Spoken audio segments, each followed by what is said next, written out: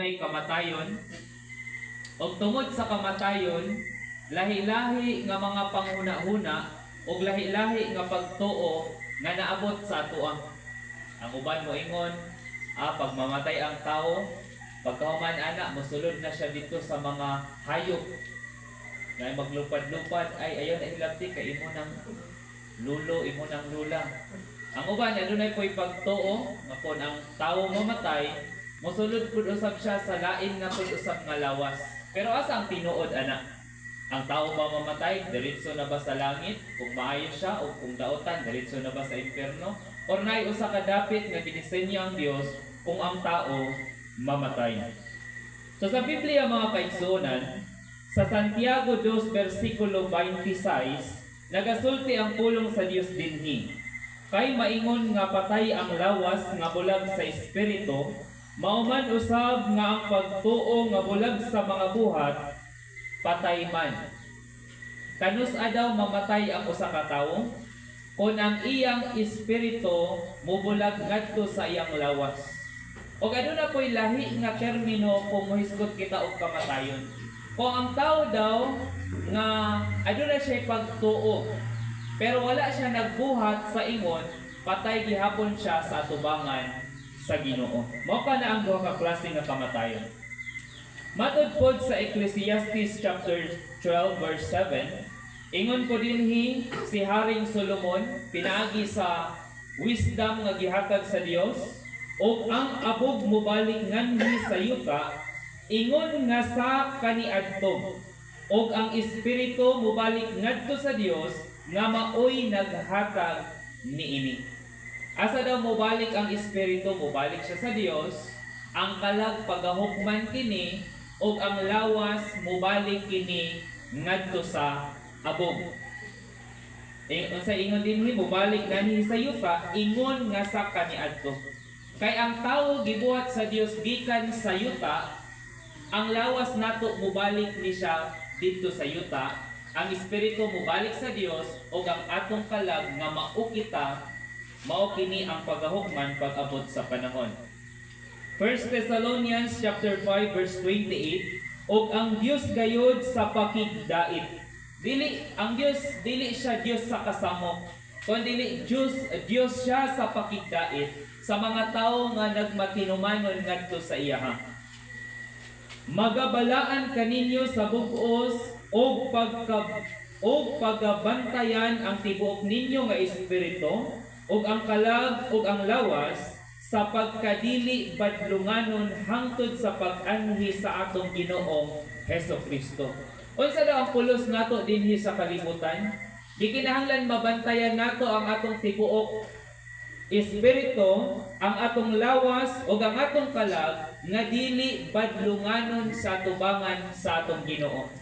Kung aduna kay anak nga badlungon, ang emosyon o ang feeling sa ginikanan masuko, maglagot, dili malipay. Ang mga Kristohanon anak ni siya sa Dios. Ang tao anak sa Dios, og isip anak sa Dios dapat dili daw ta badlunganon diha sa iyang atubangan. Mutuman kita sa iyang sugo, mutuman kita sa iyang kabubuton. Sa panahon karon daghan og nagkalain-lain nga pagtuo, apan dili siya biblikal. Kung ingon kita og dili biblikal, buti pasabot dili siya makita sa Biblia, wala siya gitudlo sa atong Ginoo, wala siya giwali sa mga apostoles. Una nga pagtuo, aduna kitay ginatawag nga annihilation. Unsa kining annihilation? Ang tawo mamatay ug mahanaw. Buti pasabot wala nay ikaduha nga kinabuhi, wala na joy mahitabo. Mao kini ang pagtuo sa mga ateista. Insan ang mga ateist? Ang mga tawo nga wala nagatuo nga adunay Dios. Wala na sila nagalaom sa saad sa Ginoo. Aduna pud tay ginatawag nga reincarnation. Ang tawo mamatay ug mabuhi usab. Buti pasabot mosulod siya sa mga sapat, sa iro siya mosulod, sa elepante siya mosulod, or sa mga alibangbang siya mosulod. Mao na ang hinungdan nga ang mga katigulangan sa una tungod sa impluwensya sa Hinduism moingon sila nga nasa dako nga alibangbang ang imuhang ang namatay or parihaan ni na piso sa tubangan, ingon sila nga naa din ha ang minatay, mao na siya, nagsulod lang din ha. Tungod na siya sa pagtuo sa mga tao. Adunat po kita ginatawag nga purgatorio. Pagtuo kini sa atong mga higala nga Roman Catholic, ang tao daw kung mamatay, ibutang kini sa purgatorio. Buti pa sabot, kung anaa kay sala, ibutang ka dito sa usa ka dapit nga ginatawag og purgatorio para hinahinayan og hinlo ang imong sala o para mahimo ka nga malangit. Pinaagi sa mga pag-ampo sa mga tao. Og napod kitay ginatawag ang tao mamatay ug malangit dayon. Pag mamatay siya nga maayo, adto din siya langit. Pag mamatay siya daotan, adto din siya langit. So mangutan na ta asa ang tinuod ana. Ang tinuod naa sa Biblia. So tan-aw nato ang Biblia unsa di ang tinuod. Asa di ay ang mga patay. Sa Old Testament kung ang tao mamatay aduna siya'y adtuan. Mao kini ang giingon dinhi sa atong Ginoo sa Genesis chapter 37 verse 35. Og mingtindog ang tanan niya nga mga anak nga babayi sa paglipay kaniya. Kay siya wala bumuot nga pagalipayon og siya nagaingon kay mukanaog ako ngadto sa lubnganan nga magabalata tungod sa akong anak og mihilak ang iyang amahan tungod kaniya. Example kini sa tao sa Dios nga namatay ang iyang mahal sa kinabuhi. O ang tao nga mamatay aduna siya dapit nga pagaadtuan. Sa Genesis chapter 49 verse 33, og sa nakatapos si Jacob sa paghatag og mga sugo sa iyang mga anak nga lalaki, o di pasabot ginikanan ang namatay.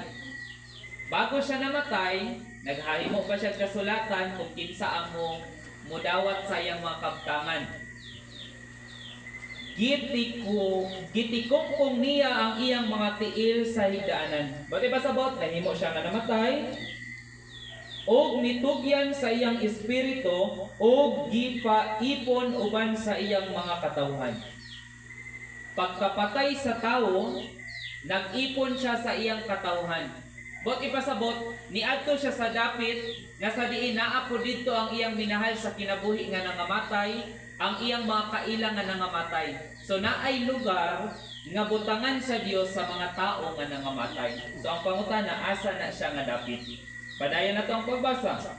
Job chapter 10 verse 20 hangtod sa verse 22, maupod kini ang ingon sa Dios. Dili ba diyutay da ang akong mga adlaw? So unsa ang bot ipasabot? Dili ta magsalig sa kahimsog sa atong lawas. Dili ta magsalig kung gamay pa ang atong edad or tigulang na ta. Because ang kamatayon wala daw siya'y pilion. Ang atong mga adlaw, unsa daw? Diyutay. Dali rata dinhi sa kalibutan. Nan, humunong ka og pasagdi ako aron nga makabaton ako og diyutayng kalipay.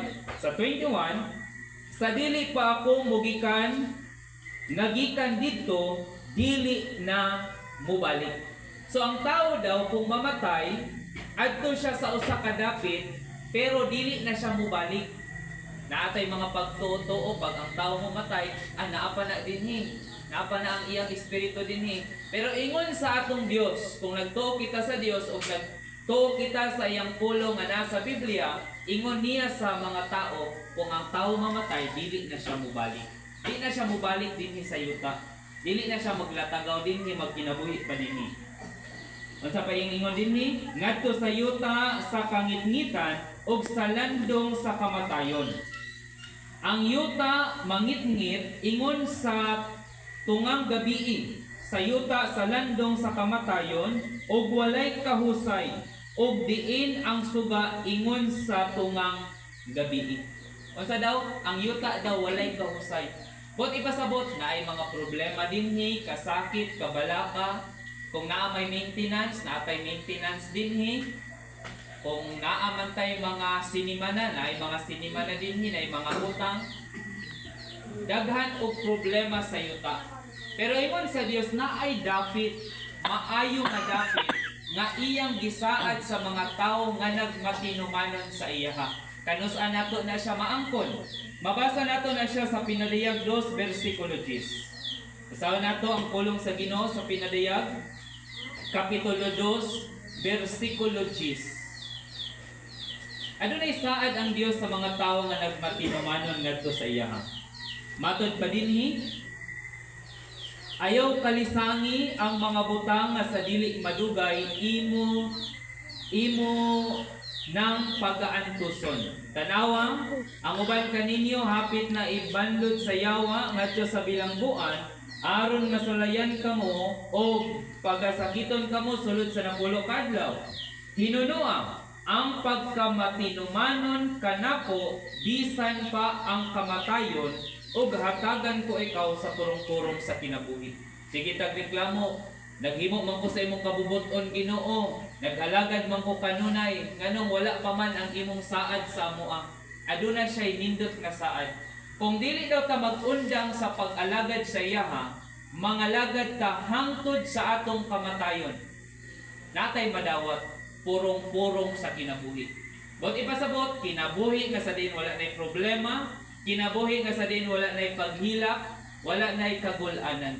Walay tao nga dili gusto og ingana, gusto taghayahay nga kinabuhi. O gasa nato na makita nato na siya diha sa atong Ginoo. O unsaon nato sa pag-acquire or pagdawat anak kung kita magmatinumanon hangtod daw sa atong kamatayon. Sa Numbers chapter 16 verse 30, apan kun si Jehova magabuhat og usa ka bag-ong butang ug ang yuta magabukas sa iyang mga baba ug magalamoy kanila uban ang tanang mga butang nila og sila mga naog nga buhi ngadto sa Sheol, unya kamo mga sayod nga kining mga tawhana nangamatay na. Ang mga patay aduna sila'y dapit nga pagaadtuan. O ginatawag kini dinhi Sheol. Bot ipasabot usa ka lugar nga ginatawag nga Hades. Padayon kita mga kaigsunan. Lucas chapter 16 verse 19 hangtod kini sa unahan. Asa di ang mga patay? Adunay ilustrasyon dinhi ang atong Ginoo, duha ka tawo nga namatay. Basahon nato ang Lucas chapter 16 19 hangtod kini sa unahan. Diha usa ka taong dato nga nagsapot sa purpura og lino nga manipis. Nagahulagway kini sa usa ka adunahan nga tao. Og nagkaon sa makahubong nga mga pagkaong matag adlaw. Wat ipasabot, tanan nga gusto niya kaunon, naa. Og sa guwa sa iyang pultahan, palubog ang usa ka taong kabos nga ginganlan si Lazaro. So duha ang tao. Ang taong dato naa sa iya tanang butang dinhi sa kalibutan ug si Lazaro nga naglubog sa yuta.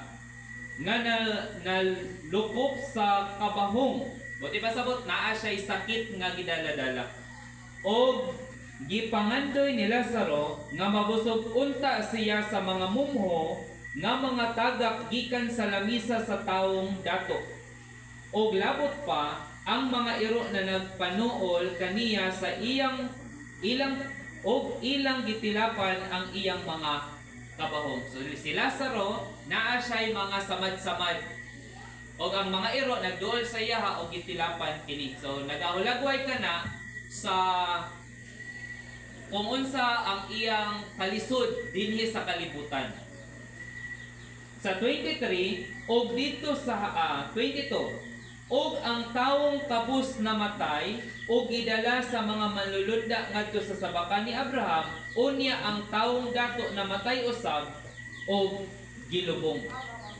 Sa 23 og dito sa Hades, ang taong dato og ang Lazaro namatay, asa sila nagadto? Dito sa Hades.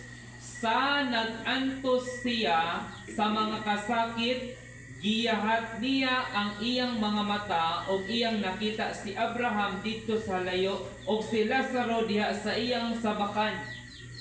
Unsay nahitabo sa duha ka tawo? Si Lazaro naa siya sa kalipay o ang taong dato naa siya sa kasakit. Subot ipasabot, ang lugar nga Hades natunga kana sa duha ka bahin. Naay lugar sa kalipayan o naay lugar sa kasakit.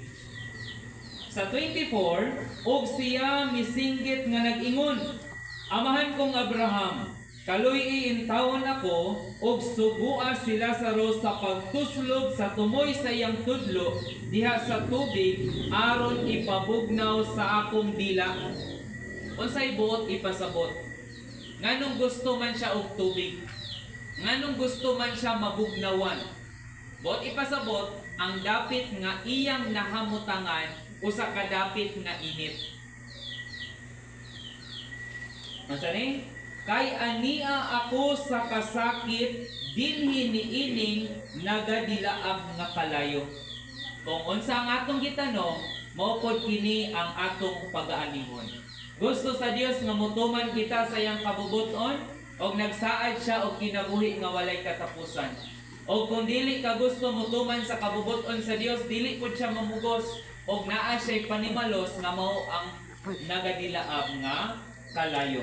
Mao kini ang giingon sa Biblia sa 25, apan si Abraham itubag kaniya, anak, hinumdumi nga sa buhi ka pa, nakadawat ikaw sa mga maayong mga butang, og si Lazaro sab nakadawat sa dili maayong mga butang. Unsa ang mahitabo pagka kita mamatay? Ignon tas ni Abraham, hinumduman nato tong time nga buhi pata. Unsa ang atong gibuhat? Nagbuhat bata sa kabubuton sa Dios or wala? Nag-usik-usik bata sa atong panahon sa paglipay-lipay sa dili maayong mapaagi or gigasto nato ang panahon sa pagbuhat sa kabubuton sa Ginoo? Sa 26, og labot pa niining tanan sa taliwala kanamo og kaninyo gika pahimutang ang usa ka dakong bungaw aron nga sila nga buot mulabang gikan dinhi nganha kaninyo dili arang makahimo. Walay tabok-tabok mamahitabo. Kung naa na ka sa kasakit, dili na ka matabok dito sa pikas dapit. Kung naa ka sa kalipay, dili ka makatabok dito sa kasakit. Bot ipasabot, wala na'y second chance. Tinuod tong giingon sa kanta, habang may buhay, may pag-asa. Ay, dili dito kanta. Parang nadunggan ako to siya sa radyo, kuan siya sa herbal, habang may buhay, may pag-asa. Tinuod siya. Because kung kita nabuhi, pwede pa ta mubalik sa Ginoo maghinulsol. Pero kung kita mamatay, sama sa dato, giignan siya sa ni Abraham, hinumduman nga sa buhi pa siya. Unsa ang iyang gibuhat? Unsa ang punto? Importante nga motuman kita sa balaod sa atong Ginoo para madawat nato ang iyang saad para sa ato ang maayo nga saad para sa ato ang tanan. Revelation chapter 21 verse 9 hangtod sa unahan. Unya, mitungha ang usa ka pito nga malulunda. 21 verse 1. Ang bago nga langit ug ang bago nga yuta. Sa verse 21, chapter 21 verse 1, og unya nakita ko ang usa ka bag-ong langit ug ang usa ka bag-ong yuta, kay ang nahaunang langit ug ang nahaunang yuta mga hanaw, nangahanaw naman. So maabot ang time, ingon pa sa atong Ginoo, pinaagi sa sulat ni Apostol Juan, moabot ang time nga matunaw ang langit ug ang yuta. Og adunay usa ka dapit nga ihatag sa Dios para sa tao nga nagpatinumanon sa iyaha. Og ang dagat wala na. Og nakita ko ang balaang syudad, ang bag-ong Jerusalem, nga nanaog gikan sa langit, gikan sa Dios, gitagana maingon sa usa ka pangasaw-onon nga gidayan-dayan alang sa iyang pamanhunon. Sa bersikulo 3, og nadungog ko gikan sa trono ang usa ka dakong tingog nga nag-ingon, tan-awa, ang puloy-anan sa Dios anaa uban sa mga tawo, siya magapuyo ipon kanila og sila mahimong iyang katawhan. Usa ka nindot nga saad sa Dios, kung ang tao mutuman sa iyang sugo, adunay usa ka dapit nga sa diin tawgon ka sa Dios nga iyaha, nga kauban nato ang Ginoo. Og ang Dios gayud mao ang magpakig-uban kanila og mahimong ilang Dios. Og iyang pagapahiran ang kanluha gikan sa ilang mga mata. Nagahisgot kini pagkahuman sa kamatayon. Mamatay ang tao, aduna pa siya mga kagulanan, apan dito sa dapit nga sa diin iyang giandam para sa mga tao na nagmatinumanon sa iyaha, wala nay luha. Pagapahiran, wala nay kasakit na matagamtaman. Og ang kamatayon wala na. Buti pa sabot, magkinabuhi ta dito hangtod sa kahangturan. Og wala na usab unyay pagminatay, ni paghilak, ni kasakit. Kung dinhi sa kalibutan na ay ginatawag nga rayuma, arthritis, sakit sa tuhod, sakit sa ngipon, sakit sa ulo, daghang mga sakit-sakit sa lawas, dito sa langit wala na mga kasakit, wala na paghilak, kay ang unang mga butang nangagi na. So gaina, gihisgutan nato kung ang tao mamatay, moadto siya sa Hades. Kini, nagahisgot kini sa pagbalik sa atong Ginoong Hesukristo. Pagbalik niya, tunawon ang mga langit, kanang makita nato sa kawanangan ug ang yuta nga atong ginatumban, mga tunaw daw ni tanan, og muandam siya og dapit nga sa diin ibutang dito ang iyang mga katawhan. Buti pa sabot katong tao nga nagmatinumanon sa iya. Sa verse 5, og ang nagalingkod sa trono miingon, tan-awa, ginabag-o ko ang tanang mga butang. Dili parehas sa kalibutan. Wala ta kabalo unsay itsura sa langit. Usab miingon siya, isulat mo kini kay kini nga mga pulong kasaligan ug matuod. Og siya miingon kanako, natapos na. Ako mong Alpha ug ang Omega. Wala pasabot kung kinsa ang Dios sa sinugdan, mao gihapon ang Dios nga magtapos sa kalibutan. Ang sinugdan ug ang katapusan kaniya nga giuhaw. Igahatag ko ang tubig nga walay bayad. Kinsa ang gusto kaluwasan? Naa sa Biblia, walay bayad ang kaluwasan mga kaigsunan. Gikan sa tubran sa tubig sa kinabuhi. Ang magamadaugon, magapanag-iya ni ining maong panlulundon, og ako mahimong iyang Dios, og siya mahimong akong anak. Kinsa ra daw ang makaangkon sa langit? Katong tao nga nagmadaugon. Nganong nag-ingon man ang Ginoo katong nagmadaugon lang? Because naay dili makadaog. Unsa nang dili makadaog? Dili makalahutay. Kung gusto ta maluwas, gusto ta og langit, gikinahanglan kita mulahutay dinhi sa kalibutan. Og sa verse 8, apan alang sa mga kalawan, og sa mga dili matinuohon, katong dili mo tuo o Ginoo, sa mga malaway, buti pasabot, pangit ang iyang batasan, alang sa mga mamumuno, og sa mga makihilawason. Unsa ning makihilawason? Kanang ninyo tapos mo asawa pagid og lain. Og sa mga lumayan, kanang nagalumay para makuha ang ilang gusto. Og sa mga magsisimpag mga Diyos-Diyos, og sa tanang mga bakakon. Pati pasabot, kung magsulti ka, bakakon ka, scammer ka, online man na or personal, dili day ka kandidato dito sa langit. Ang ilang bahin mao ang paghiadto sa linaw nga nagasilaab sa kalayo ug asupre nga mao ang ikaduhang kamatayon. So kanus alang na ay langit ug naay imperno, pagbalik ni Kristo sa kalibutan kung ang langit ug ang yuta matunaw na. Pero sa atong panahon, Kung ang tao mamatay, aduna siya dapit nga pagaadtuan nga mao ang Hades. Dili dahil mo atong langit, dili dahil mo atong imperno, o dili sa usa lang ka lugar nga mao ang Hades. O pagbalik ni Kristo katong nasa Hades, katong nagpatinumanon sa iya, kwaon niya, katong wala nagpatinumanon dito sa imperno. Sa mausap sa kalibutan, ang nagpatinumanon kuan sa Ginoo, o kung wala nagpatinumanon, hatagan niya og panimalos dito sa kalayo na nagasilaab. Mao kana ang tudlo sa atong Ginoo. Dili na ingon nga para hadlokon ka, kundi para mupili ka sa maayo. Para mas pilion nato siya because naa siya saad nga mas labing maayo kumpara sa atong kinahuna-huna. Natay ginatawag temporary happiness. Saan ang temporary happiness? Mga butang nga sa diin makalipay sa imuha, pero pagaantusan nimo pag-abot sa panahon. Gibuhat ang sa Dios ang tao, naa ang ulo sa taas, gibutang jud niya dira ang utok. Unsay punto? Dapat i-analyze nato. Huna-hunaon nato pag-ayo ang mga desisyon sa atong kinabuhi kung maayo ba ni sa tubangan sa Ginoo or dili. Unsa ang point? Gusto sa Dios nga motuman ta sa iya ha.